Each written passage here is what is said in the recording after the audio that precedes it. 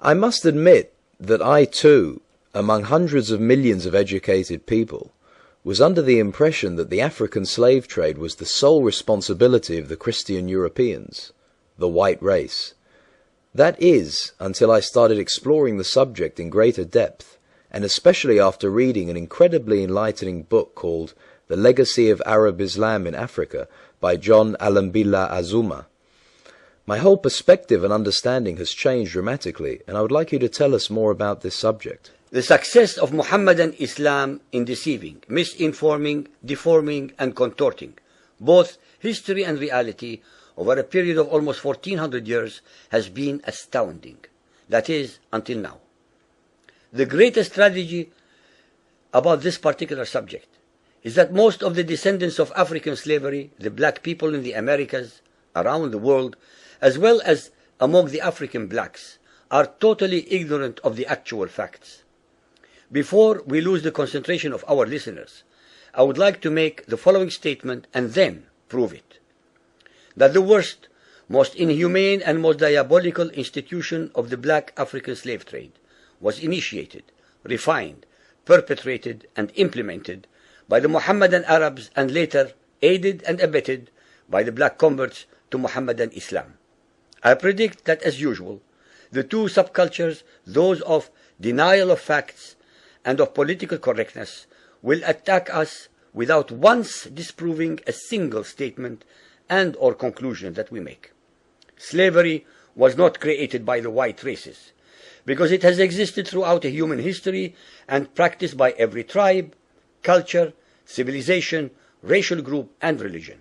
In fact, the very word slavery has its root in the name Slav, based upon the Slavic peoples of Europe who were subjugated by other Europeans. It is not common knowledge that the Arabic word abd is synonymous with the meaning of slave.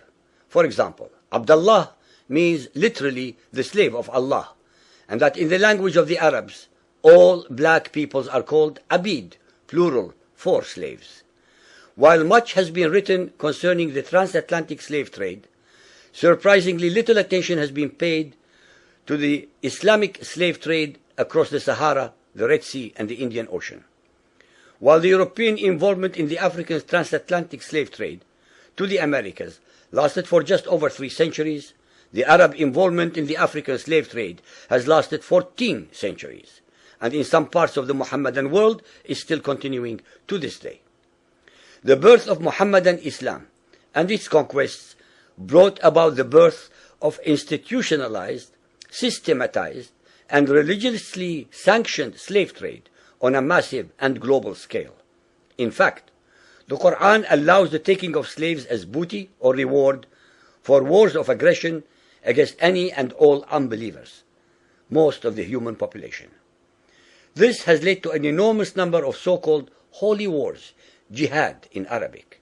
There was and is absolutely nothing holy about these wars, which are primarily to plunder, slaughter, rape, subjugate, and rob other human beings of their wealth, produce, freedom, and dignity. Mohammedan Muslim states and tribes attacked other non-Muslim groups to achieve these objectives. Although Islamic jurisprudence laid down regulations for the treatment of slaves, however, incredible and heinous abuses have occurred throughout the history of Mohammedan Islam. By the Middle Ages, the Arabic word abd was in general used to denote a black slave, while the word mamluk referred to a white slave. Ibn Khaldun, 1332 to 1406, the preeminent Islamic medieval historian and social thinker, wrote, "The Negro nations are, as a rule, submissive to slavery, because they have attributes that are quite similar to dumb animals." It should also be noted that black slaves were castrated based on the assumption that the blacks had an ungovernable sexual appetite. When the Fatimid Caliphate came to power in Egypt, they slaughtered all the tens of thousands of black military slaves and raised an entirely new slave army. Some of these slaves were conscripted into the army at age 10. From Persia to Egypt to Morocco, slave armies from 30,000 to up to 250,000 became commonplace. The Islamic slave trade took place across the Sahara Desert, from the coast of the Red Sea, and from East Africa across the Indian Ocean. The Trans-Sahara trade was conducted along 6 major slave routes. Just in the 19th century, for which we have more accurate records, 1.2 million slaves were brought across the Sahara into the Middle East, as well as a further 450,000 down the Red Sea and 442,000 from the East African coastal ports. That is a total of 2 million black slaves, just in the 1800s. At least 8 million more were calculated to have died before reaching the Muslim slave markets.